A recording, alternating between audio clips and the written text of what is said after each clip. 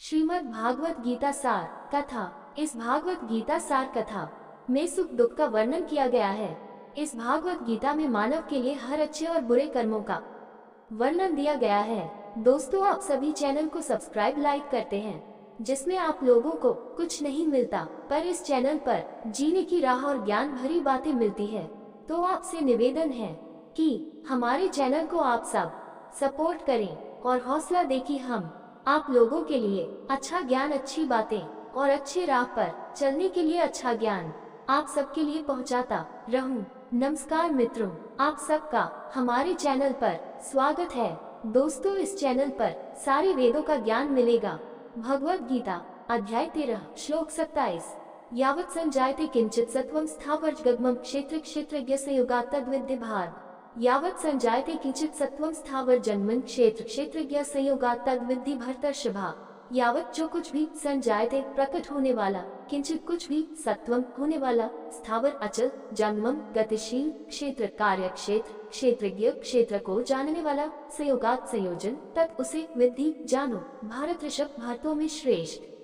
यावत् संजयते किंचित सत्वं स्थावर जन्मन क्षेत्र क्षेत्रज्ञ संयोगात् तद्विद्धि भर्तर्षभा। अनुवाद: हे भरत श्रेष्ठ, इस संसार में जो भी चर या अचर प्राणी तुम देखते हो, उसे कर्म क्षेत्र तथा क्षेत्रज्ञ का सम्मिलित रूप जानो। श्री कृष्ण ने यावत् किंचित शब्द का प्रयोग किया है, जिसका अर्थ है जीवन का जो भी रूप विद्यमान है, चाहे वह कितना भी विशाल या अत्युत क्यों न हो, वह सब क्षेत्रज्ञ क्षेत्र के ज्ञाता और क्षेत्र कार्यकलापों के क्षेत्र के मिलन से उत्पन्न होता है। अब्राहमिक परंपराएं मनुष्यों में आत्मा के अस्तित्व को स्वीकार करती है, लेकिन ये स्वीकार नहीं करती है कि जीवन के अन्य रूपों में भी आत्माएं होती हैं। यह अवधारणा अन्य जीवन रूपों के प्रति हिंसा को बढ़ावा देती है। हालांकि वैदिक दर्शन इस बात पर जोर देता है कि जहाँ भी चेतना मौजूद है, वहाँ आत्मा की उपस्थिति होनी चाहिए। इसके बिना कोई चेतना नहीं हो सकती। 20वीं सदी के आरंभ में सर जे.सी. बोस ने प्रयोगों के माध्यम से स्थापित किया कि पौधे भी, जो कि गतिहीन जीवन रूप हैं, भावनाओं को महसूस कर सकते हैं और उन पर प्रतिक्रिया कर सकते हैं। उनके प्रयोगों ने सिद्ध किया कि सुखदायक संगीत पौधों की वृद्धि को बढ़ा सकता है। जब एक शिकारी पेड़ पर बैठे पक्षी पर निशाना साधता है, तो पेड़ के कंपन से ऐसा प्रतीत होता है कि वह पक्षी के लिए रो रहा है। और जब एक प्रेमपूर्ण माली बगीचे में प्रवेश करता है, तो पेड़ आनंदित महसूस करते हैं। पेड़ के कंपन में परिवर्तन से पता चलता है कि उसमें भी चेतना होती है और वह भावनाओं के समान अनुभव कर सकता है। ये अवलोकन श्री कृष्ण के इस कथन की पुष्टि करते हैं कि सभी जीवन रूपों में चेतना होती है। वे शाश्वत आत्मा, जो चेतना का स्रोत है, और शरीर, जो कि जड़ भौतिक ऊर्जा से बना है, का संयोजन है। भगवद गीता अध्याय 13 श्लोक 28।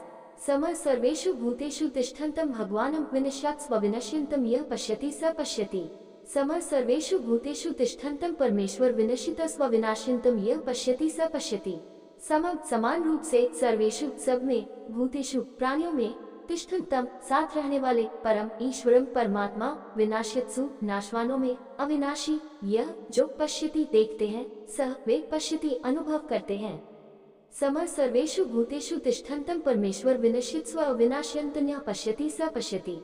अनुवाद: केवल वे ही वास्तव में देखते हैं, जो परमात्मा को सभी प्राणियों में आत्मा के साथ रहते हुए देखते हैं, तथा जो इस नाशवान शरीर में दोनों को अविनाशी समझते हैं। श्री कृष्ण ने पहले यह उक्ति प्रयोग की थी कि यह पश्यति स पश्यति, केवल वे ही वास्तव में देखते हैं, जो इसे देखते हैं। अब वे कहते हैं कि शरीर के भीतर आत्मा की उपस्थिति को देखना ही पर्याप्त नहीं है। हमें ये भी समझना चाहिए कि भगवान परमात्मा सभी शरीरों के भीतर विराजमान है। सभी जीवों के हृदय में उनकी उपस्थिति का उल्लेख पहले इस अध्याय के श्लोक 13.23 में किया गया था। इसका उल्लेख भगवद गीता के श्लोक 10.20 और 18.61 में भी किया गया है, और अन्य वैदिक शास्त्रों में भी। एको देव सर्वभूतेषु भूः सर्वव्यापी सर्वभूतांतरात्मा, श्वेताश्वतर उपनिषद 6.11। ईश्वर एक है, वह सभी जीवों के हृदय में निवास करता है, वह सर्वव्यापी है, वह सभी आत्माओं का सर्वोच्च आत्मा है। भवन है सर्वभूतानां आत्मा साक्षी स्वदृक् विभुः, भागवत 10.8.6.31। ईश्वर सभी जीवों के अंदर साक्षी और स्वामी के रूप में विराजमान है। राम ब्रह्म चिन्मय अविनाशी, सर्वरहित सबूर पुरा बसी रामायण। परमेश्वर राम शाश्वत है और हर चीज से परे हैं। वे सभी जीवों के हृदय में निवास करते हैं। परमात्मा आत्मा के साथ साथ चलते हैं क्योंकि वह जीवन और मृत्यु के चक्र में एक शरीर से दूसरे शरीर में यात्रा करती है। श्री कृष्ण अब बताते हैं कि कैसे हर किसी में ईश्वर की उपस्थिति का एहसास साधक के जीवन को बदल देता है। भगवद गीता अध्याय 13 श्लोक 29। समपश्यन् हि सर्वत्र संवस्थितम् ईश्वरं न हिनस्त्यात्मनात्मानं ततो याति परागतिम्। समपश्यन् हि सर्वत्र संवस्थित ईश्वरं हिनस्त्यात्मनात्मानं ततो याति परम गतिम्।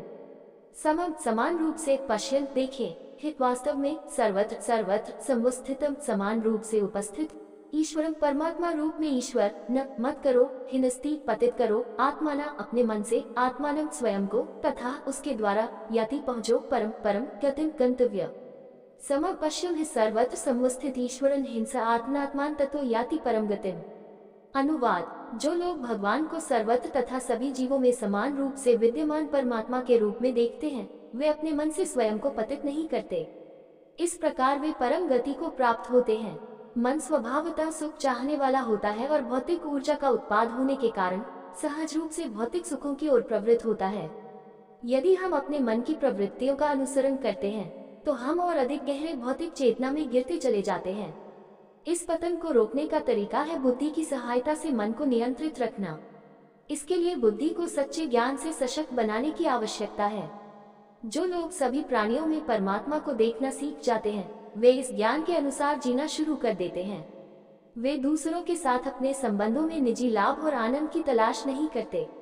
वे न तो दूसरों द्वारा किए गए अच्छे कामों के लिए उनसे आसक्त होते हैं, न ही उनके द्वारा किए गए किसी नुकसान के लिए उनसे घृणा करते हैं, बल्कि वे सभी को ईश्वर का अंश मानते हुए दूसरों के प्रति सम्मान और सेवा का स्वस्थ रवैया बनाए रखते हैं। जब वे दूसरों में ईश्वर की उपस्थिति देखते हैं तो वे स्वाभाविक रूप से दूसरों के साथ दुर्व्यवहार, धोखा या अपमान करने से बचते हैं। साथ ही राष्ट्रीयता, पंथ, जाति, लिंग, स्थिति और रंग के मानव निर्मित भेद सभी अप्रासंगिक हो जाते हैं। इस प्रकार वे सभी जीवित प्राणियों में ईश्वर को देखकर अपने मन को उन्नत करते हैं और अंततः सर्वोच्च लक्ष्य तक पहुँचते हैं। भगवद गीता अध्याय 13 श्लोक 30। प्रकृत्यश्च कर्माणि क्रियमाणानि सर्वश ये पश्यति तथात्मानं कर्ता स पश्यति। प्रकृत्यश्च कर्माणि क्रियमाणानि सर्वशः यः पश्यति तथात्मानं कर्ता स पश्यति।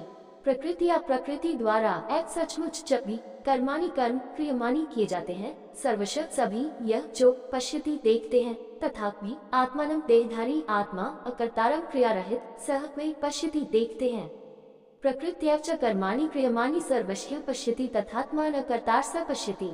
अनुवाद। केवल वे ही सही रूप से देख पाते हैं जो ये समझ लेते हैं कि शरीर के सारे कार्य प्रकृति द्वारा ही किए जाते हैं, जबकि देहधारी आत्मा वास्तव में कुछ भी नहीं करती। तंत्र भागवत में कहा गया है, अहंकारा तु संसारो भवेत् जीवस्य न स्वतः। शरीर होने का अहंकार और कर्ता होने का अभिमान आत्मा को जीवन और मृत्यु के संसार में फंसा देता है। भौतिक चेतना में अहंकार हमें शरीर से तादात्म्य कराता है और इस प्रकार हम शरीर के कार्यों को आत्मा पर आरोपित करते हैं और सोचते हैं, मैं ये कर रहा हूँ, मैं वह कर रहा हूँ। लेकिन प्रबुद्ध आत्मा यह अनुभव करती है कि खाते पीते, बात करते, चलते फिरते आदि सभी कार्य केवल शरीर ही करता है। फिर भी वह शरीर द्वारा किए गए कार्यों की जिम्मेदारी से मुंह नहीं मोड़ सकती। जिस प्रकार राष्ट्रपति देश के युद्ध में जाने के निर्णय के लिए जिम्मेदार होता है, यद्यपि वह स्वयं उसमें नहीं लड़ता, उसी प्रकार आत्मा जीव के कार्यों के लिए जिम्मेदार होती है, यद्यपि वे शरीर, मन और बुद्धि द्वारा किए जाते हैं। इसलिए आध्यात्मिक आकांक्षी को दोनों पक्षों को ध्यान में रखना चाहिए। महर्षि वशिष्ठ ने राम को निर्देश दिया, कर्ता बहिर्कर्तृ लोके विहार राघव योग वशिष्ठ राम।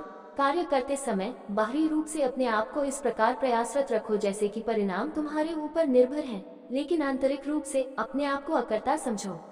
दोस्तों, आपसे निवेदन है कि हमारे चैनल को आप लोग सपोर्ट करें। वीडियो अच्छा लगा हो तो लाइक शेयर सब्सक्राइब जरूर करें। धन्यवाद।